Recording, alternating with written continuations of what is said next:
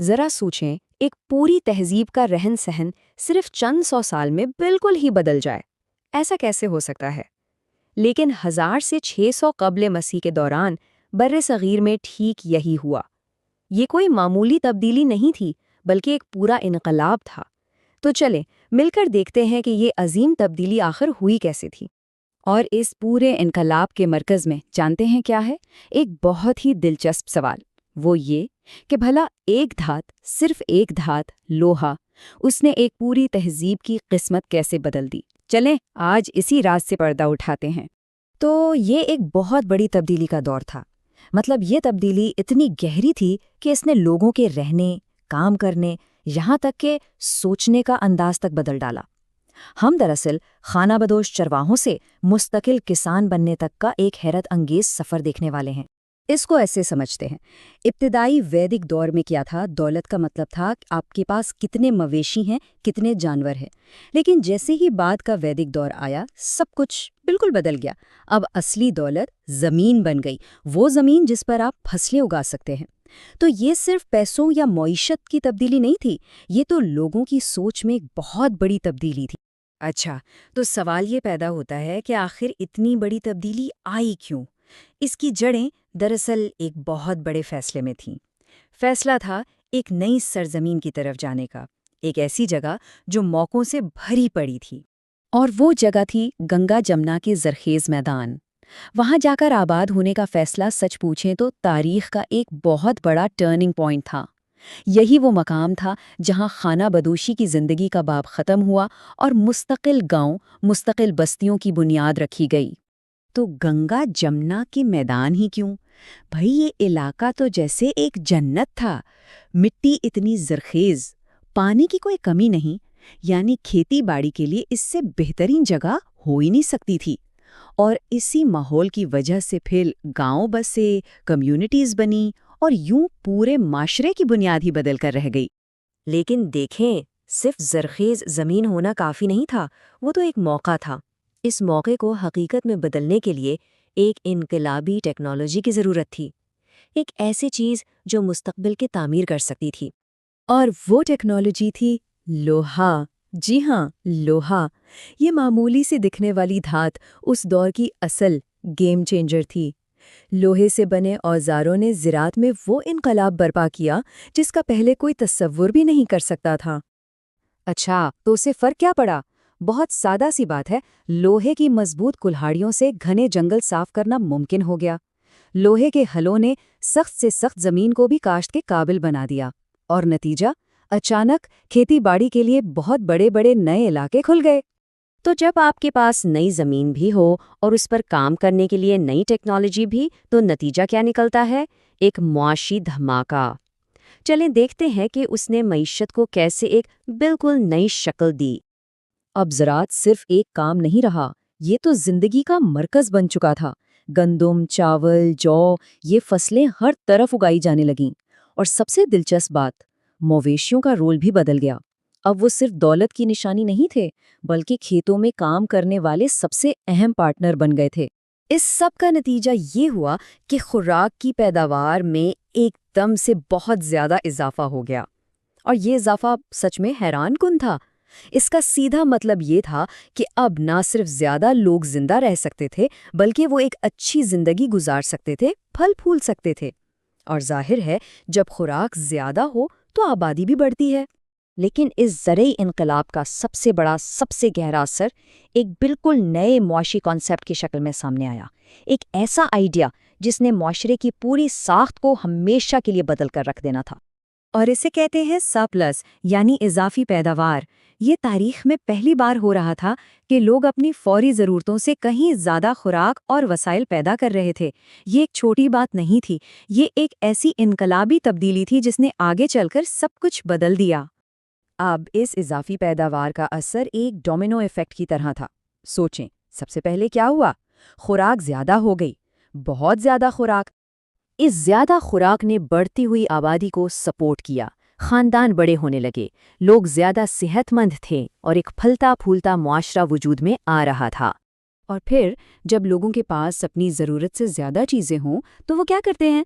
ظاہر ہے وہ اس کا تبادلہ کرتے ہیں، یعنی ٹریڈ کرتے ہیں، اور بس یہیں سے تجارت اور لین دین کی بنیاد پڑی، جس نے الگ الگ گاؤں کو آپس میں جوڑا اور نئے معاشی راستے کھولے۔ تو لوہے، زراعت اور اس اضافی پیداوار نے صرف معیشت ہی نہیں بدلی، انہوں نے تو پورے معاشرے کی روح کو بدل کر رکھ دیا۔ اس معاشی ترقی نے دراصل ان سماجی تبدیلیوں کے لیے سٹیج تیار کیا جن کی گونج آنے والی صدیوں تک سنائی دینی تھی۔ اب وہ سماجی تبدیلیاں کیا تھیں، اس پر ہم اپنے اگلے حصے میں تفصیل سے بات کریں گے۔ سوچئے ذرا قدیم تاریخ کے اس دور کے بارے میں جب معاشی خوشحالی ایک بہت بڑے سماجی انقلاب کا سبب بن گئی۔ یہ کہانی اس بات کی ہے کہ کیسے بڑھتی ہوئی دولت نے ایک پورے معاشرے کی شکل ہی بدل کر رکھ دی۔ تو اصل سوال یہی ہے کہ جب کسی معاشرے میں پیسہ آتا ہے، خوشحالی آتی ہے، تو ہوتا کیا ہے؟ اس کے اثرات کتنے گہرے ہو سکتے ہیں؟ آئیے اسی سوال کو ذہن میں رکھ کر آگے بڑھتے ہیں۔ اچھا، تو یہ ساری کہانی شروع کہاں سے ہوئی؟ یہ شروع ہوئی کھیتوں سے۔ بعد کے ویدک دور میں جیسے جیسے زراعت میں ترقی ہوئی، دولت بھی بڑھی، اور اسی دولت نے ایک زیادہ پیچیدہ سماجی ڈھانچے کی ضرورت پیدا کر دی۔ اب دیکھیے، جب معاشرہ بڑا اور پیچیدہ ہو رہا تھا تو اسے منظم کرنے کے لیے کسی سسٹم کی تو ضرورت تھی نا۔ تو اس ضرورت کے جواب میں سامنے آیا ورن نظام، یعنی کام کی بنیاد پر سماج کی ایک نئی تقسیم۔ تو پھر یہ 4 ورن تھے کیا؟ آئیے اس نئے سماجی ڈھانچے کو ذرا قریب سے دیکھتے ہیں اور سمجھتے ہیں کہ اس کے 4 ستون کون کون سے تھے اور ان کا کام کیا تھا۔ اس نظام میں سب سے اوپر یعنی ٹاپ پر تھے براہمن۔ ان کا کام تھا علم، تعلیم اور مذہبی رسومات کی حفاظت کرنا۔ وہ معاشرے کے دانشور اور روحانی پیشوا تھے۔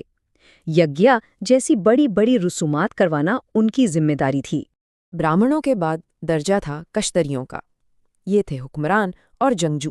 ملک چلانا، قانون نافذ کرنا اور لوگوں کی حفاظت کرنا، یہ ساری بھاری ذمہ داریاں ان کے کندھوں پر تھیں۔ پھر آتے ہیں ویش، جو حقیقت میں اس پورے معاشرے کا معاشی انجن تھے۔ کسان ہوں، تاجر ہوں یا ہنرمند، یہی وہ لوگ تھے جو زراعت، تجارت اور دستکاری کے ذریعے اصل دولت پیدا کر رہے تھے۔ اور آخر میں تھے شودر۔ یہ وہ طبقہ تھا جس کی محنت اور خدمات پر باقی تینوں طبقے انحصار کرتے تھے۔ ان کے بغیر معاشرے کا پہیہ چل ہی نہیں سکتا تھا۔ تو یہ تھا وہ پورا سیٹ اپ، ہر کسی کا ایک طے شدہ کردار، ایک منظم مشین کی طرح۔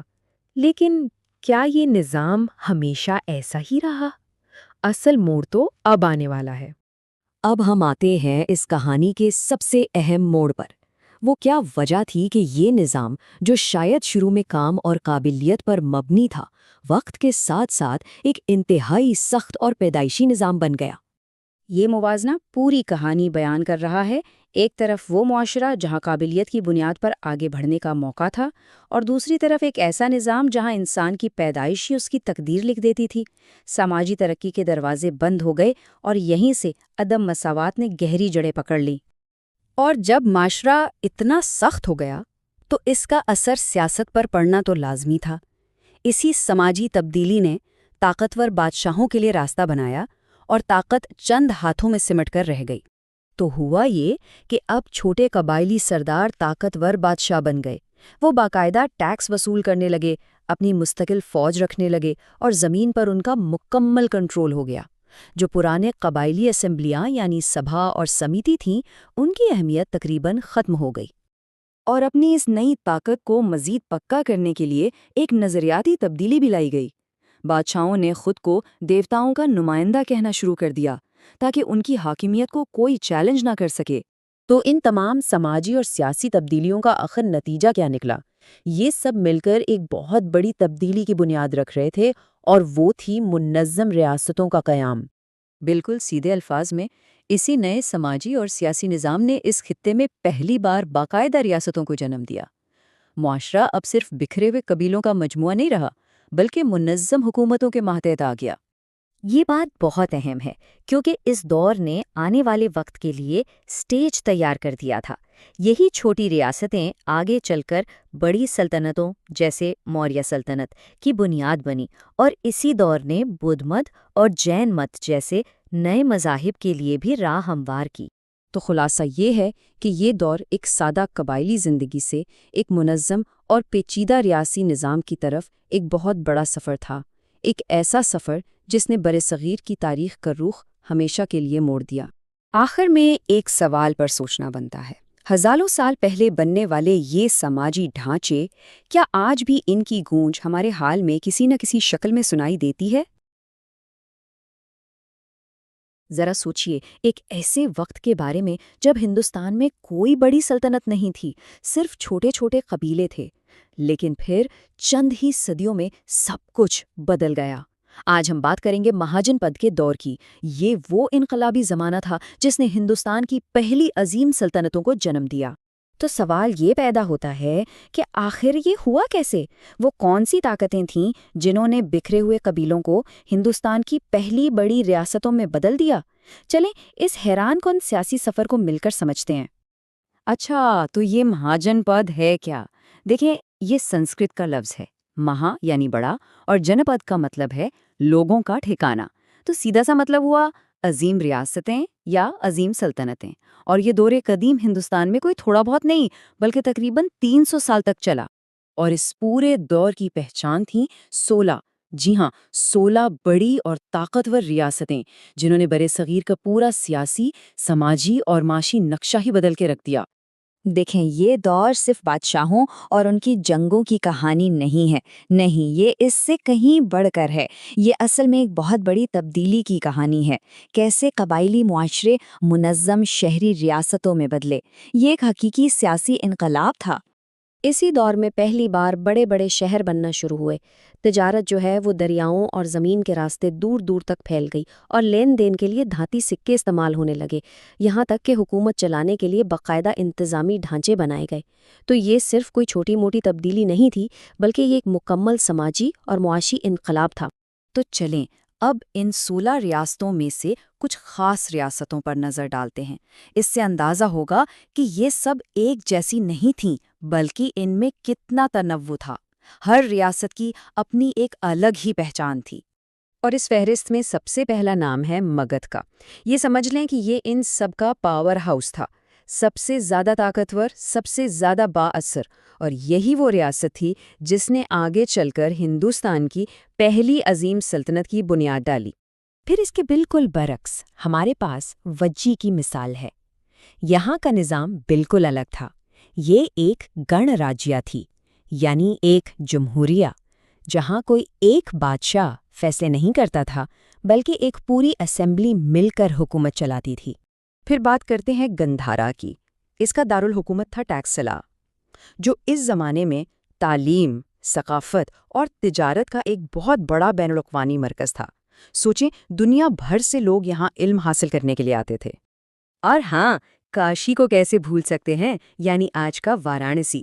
یہ اس وقت بھی قدیم ترین اور سب سے اہم مذہبی اور علمی مراکز میں سے ایک تھا، اور کمال کی بات یہ ہے کہ اس کی اہمیت آج تک قائم ہے۔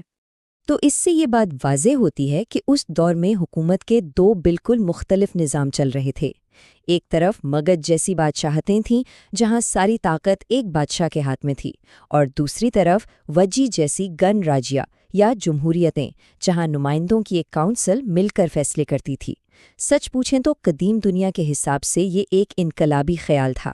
اب سوال یہ ہے کہ ان ریاستوں کے پاس اتنی طاقت آئی کہاں سے؟ جواب ہے ان کی معیشت سے۔ معیشت ہی وہ انجن تھی جو اس پورے دور کی ترقی اور تبدیلی کو چلا رہی تھی۔ یہ پوری معاشی تبدیلی ایک زنجیر کی کڑیوں کی طرح ہے۔ دیکھیں، سب سے پہلے لوہے کے اوزار آئے، اس سے زراعت میں انقلاب آ گیا اور فصلیں پہلے سے کئی زیادہ ہونے لگیں۔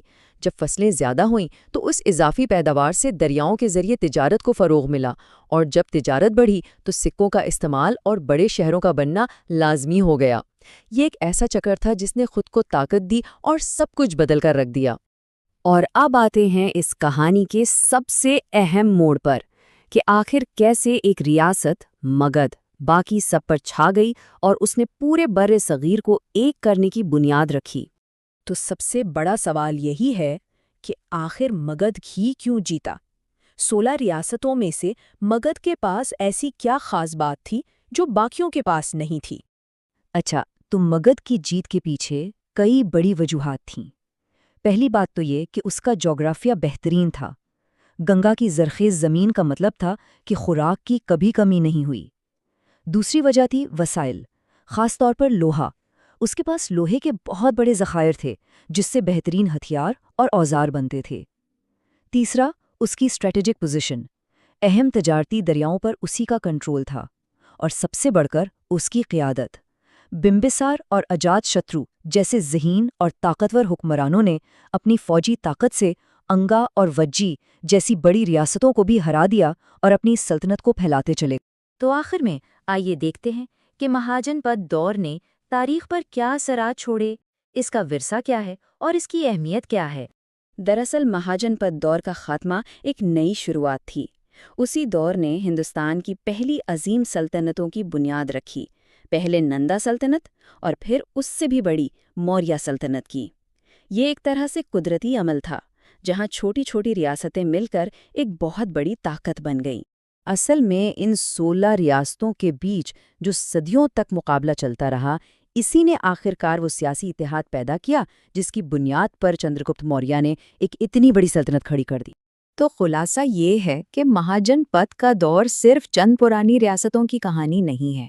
یہ وہ دور تھا جس نے قدیم ہندوستانی تہذیب کی سیاسی، معاشی اور ثقافتی بنیادیں استوار کیں۔ یہ وہ بنیادیں تھیں جن پر آنے والی تمام سلطنتیں کھڑی ہوئیں اور جن کے اثرات آج بھی جنوبی ایشیا کی تاریخ میں نظر آتے ہیں۔ چلیے آج ایک ایسی کہانی کو سمجھتے ہیں جو 2500 سال پہلے شروع ہوئی تھی۔ یہ بدھ مت کی دلچسپ داستان ہے۔ ہم اس کی جڑوں سے لے کر اس کے گہرے فلسفے تک ہر پہلو کو کھوجیں گے۔ اچھا، بدھ مت کیوں شروع ہوا؟ اسے سمجھنے کے لیے ہمیں پہلے اس وقت کی دنیا کو دیکھنا ہوگا جس میں اس نے جنم لیا۔ آخر 6 صدی قبل مسیح میں ایسا کیا ہو رہا تھا کہ ہندوستان کو ایک نئے مذہب کی ضرورت پڑ گئی؟ تو چلیں ذرا ماضی میں چلتے ہیں، بعد کے ویدک دور میں۔ یہ وہ زمانہ تھا جب ہندوستان کی ابتدائی مذہبی روایات پختہ ہو رہی تھیں، اور یہی وہ ماحول تھا جس نے ایک بہت بڑی تبدیلی کے لیے زمین ہموار کی۔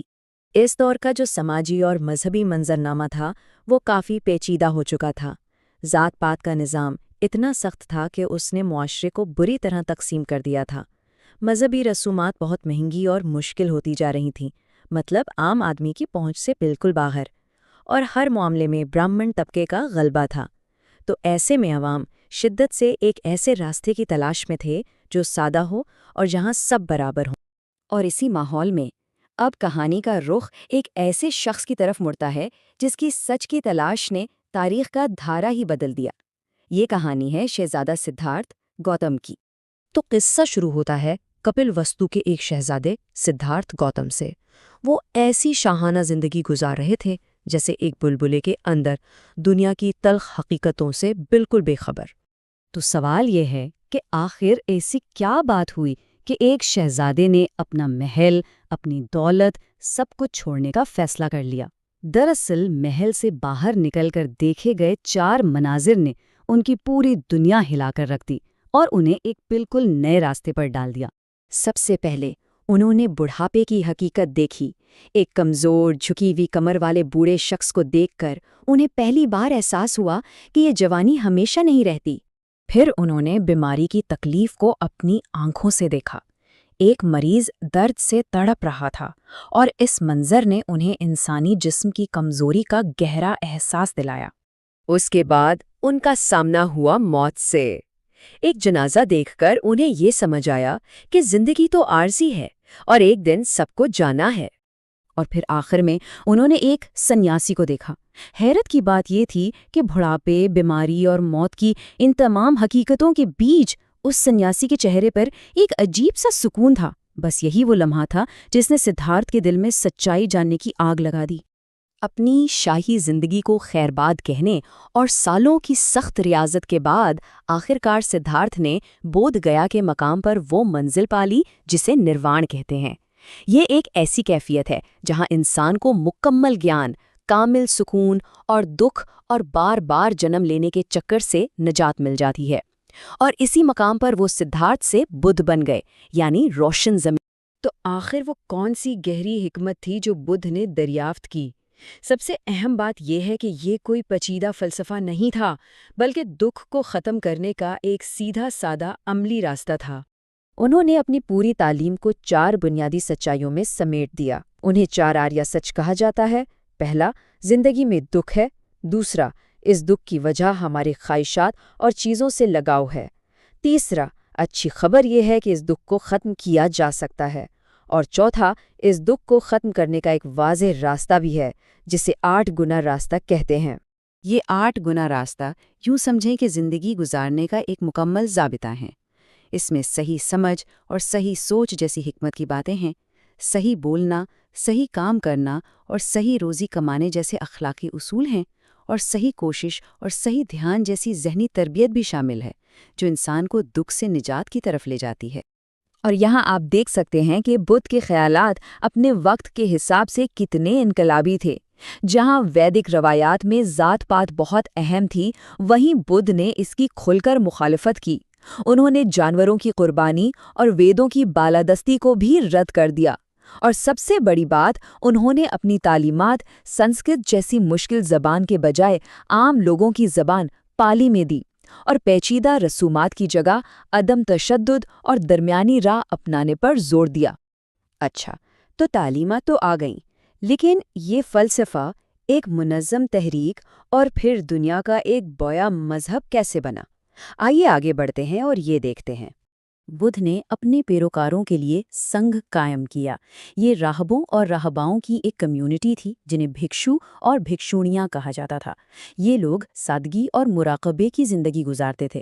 ان کا گزارا لوگوں سے ملنے والی بھکشا یعنی خیرات پر ہوتا تھا، اور یہی سنگھ آگے چل کر بدھ کی تعلیمات کو محفوظ رکھنے اور پھیلانے کا سب سے اہم مرکز بنا۔ اب سوال یہ ہے کہ بدھ مت اتنی تیزی سے پھیلا کیسے؟ اس کی کچھ بڑی وجوہات تھیں۔ پہلی تو اس کی سادگی تھی۔ اس کا پیغام بالکل صاف اور ہر کسی کی سمجھ میں آنے والا تھا۔ دوسری وجہ، اسے طاقتور حکمرانوں کی سرپرستی ملی۔ اور تیسری اور شاید سب سے اہم وجہ یہ تھی کہ اس نے عوام کو ذات پات کے نظام کا ایک ایسا متبادل دیا جس میں سب برابر تھے اور لوگوں کو اسی کی تلاش تھی۔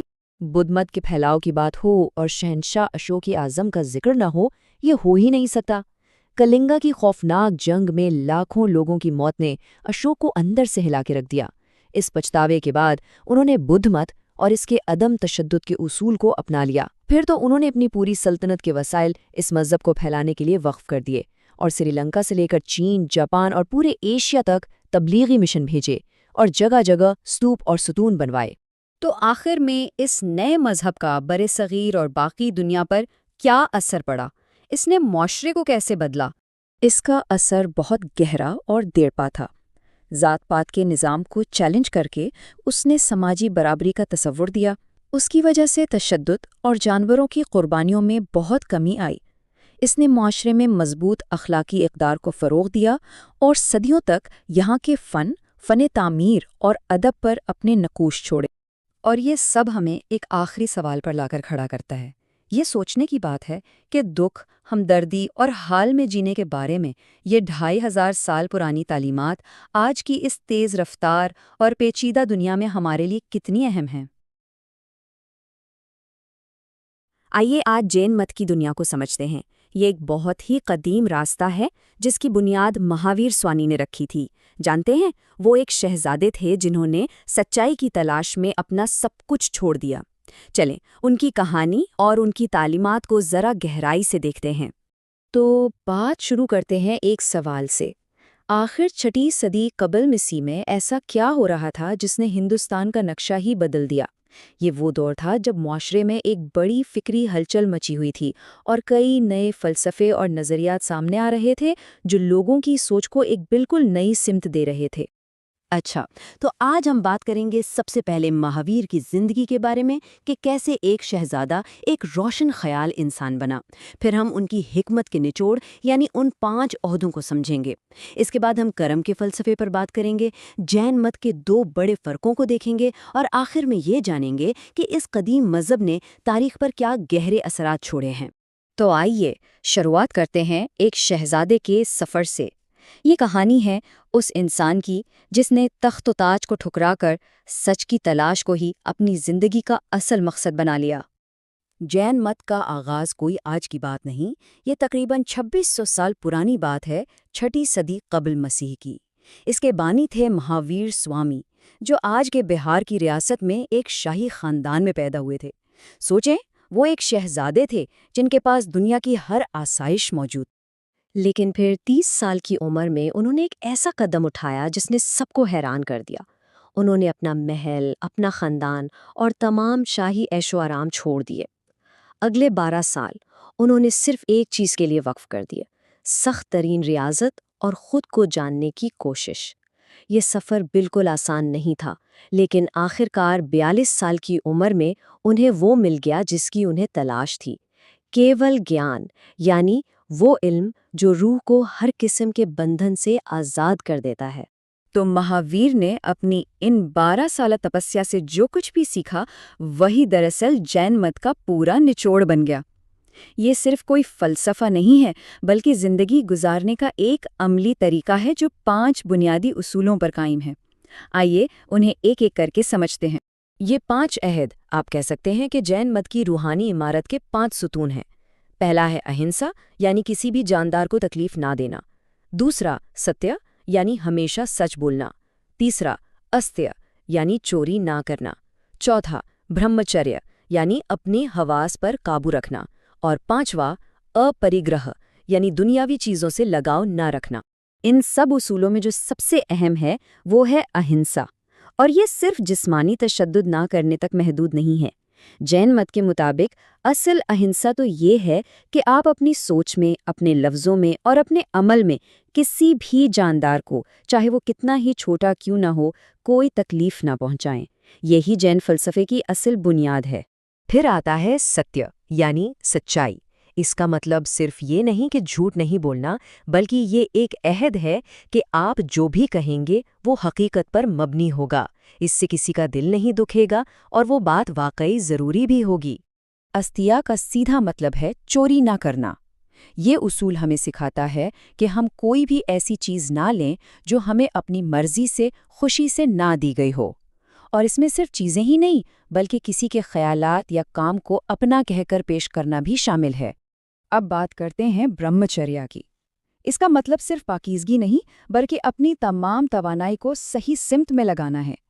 جین مت یہ سکھاتا ہے کہ جب ہم اپنے حواس پر قابو پا لیتے ہیں تو ہم اپنی توانائی کو فضول چیزوں میں ضائع کرنے کے بجائے اپنی روحانی ترقی کے لیے استعمال کر سکتے ہیں۔ اور 5واں اور آخری عہد ہے امپریگرہ، یعنی غیر ملکیت کا اصول۔ یہ اصول سکھاتا ہے کہ انسان کو چیزوں، لوگوں یا جگہوں سے غیر ضروری لگاؤ نہیں رکھنا چاہیے، کیونکہ یہی لگاؤ ہی تو لالچ اور دکھ کی اصل وجہ بنتا ہے۔ اچھا، ان 5 عہدوں کے پیچھے جین مت کا ایک بہت گہرا فلسفہ کام کرتا ہے۔ تو چلیں اب ذرا اس کے بنیادی عقائد، خاص طور پر کرم اور خود پر قابو پانے کے تصور کو سمجھتے ہیں۔ جین مت کا کائنات کو دیکھنے کا نظریہ کافی منفرد ہے۔ یہاں کسی ایک خالق خدا پر زور نہیں دیا جاتا، بلکہ یہ مانا جاتا ہے کہ کائنات کرم کے ایک اٹل قانون کے تحت چلتی ہے، مطلب آپ جیسا کریں گے ویسا بھریں گے۔ ان کے مطابق ہماری روح جنم اور موت کے ایک چکر میں پھنسی ہوئی ہے، اور اس سے آزادی کا صرف ایک ہی راستہ ہے، اپنے اعمال کو پاک کرنا اور اپنے نفس پر مکمل قابو پانا۔ پھر جیسے جیسے وقت گزرا، جین مت کے ماننے والوں میں کچھ نظریاتی اختلافات پیدا ہوئے، جس کی وجہ سے یہ مذہب 2 بڑے فرقوں میں تقسیم ہو گیا۔ آئیے دیکھتے ہیں کہ وہ کون سے ہیں۔ یہ 2 فرقے ہیں، شویتمبر اور دگمبر۔ ان دونوں میں جو سب سے بڑا اور واضح فرق ہے وہ لباس کا ہے۔ شویتمبر، جس کا مطلب ہی ہے سفید لباس والے، وہ سفید کپڑے پہنتے ہیں، جبکہ دگمبر، جن کا مطلب ہے آسمان کو ہی اپنا لباس بنانے والے، دنیا سے مکمل لا تعلقی کی علامت کے طور پر کوئی لباس نہیں پہنتے۔ تو اب ہم اپنے آخری حصے کی طرف آ گئے ہیں۔ آئیے یہ دیکھتے ہیں کہ آخر جین مت نے ہندوستانی معاشرے اور اس کی تاریخ پر کیا گہرے نقوش چھوڑے ہیں۔ یہ ایک بہت ہی دلچسپ بات ہے کہ جین مت کو سب سے زیادہ تاجروں اور شہروں میں رہنے والے لوگوں نے اپنایا۔ بھلا کیوں؟ کیونکہ ان کا جو بنیادی اصول ہے نا، اہنسا، وہ انہیں کھیتی باڑی یا فوج جیسے پیشوں سے روکتا تھا جہاں کسی جاندار کو نقصان پہنچنے کا خطرہ ہوتا ہے۔ تو اس کے نتیجے میں انہوں نے تجارت کا راستہ اپنایا اور اس میں غیر معمولی کامیابیاں حاصل کیں۔ جین مت کی میراث آج بھی ہندوستان کے ہر کونے میں نظر آتی ہے۔ اسی مذہب نے اہنسا کے تصور کو ایک گہرا فلسفہ بنایا، اخلاقی پاکیزگی کو زندگی کا مرکز قرار دیا اور فن تعمیر کے ایسے شاہکار بنائے جو آج بھی دیکھنے والوں کو حیران کر دیتے ہیں۔ سچ تو یہ ہے کہ اس کے خیالات نے ہندوستان کی فکری تاریخ کو ہمیشہ کے لیے بدل کر رکھ دیا۔ اور آخر میں یہ سمجھنا بہت ضروری ہے کہ جین مت اور بدھ مت یہ دونوں ہی اس وقت کی پیچیدہ ویدک رسومات کے جواب میں سامنے آئے۔ ان دونوں نے ہندوستان کو سادگی، عدم تشدد اور سماجی برابری کا ایک نیا راستہ دکھایا جس نے تاریخ کا رخ ہی موڑ دیا۔ تو سوال یہ پیدا ہوتا ہے کہ کیا آج کی دنیا ان قدیم اصولوں سے کچھ سیکھ سکتی ہے؟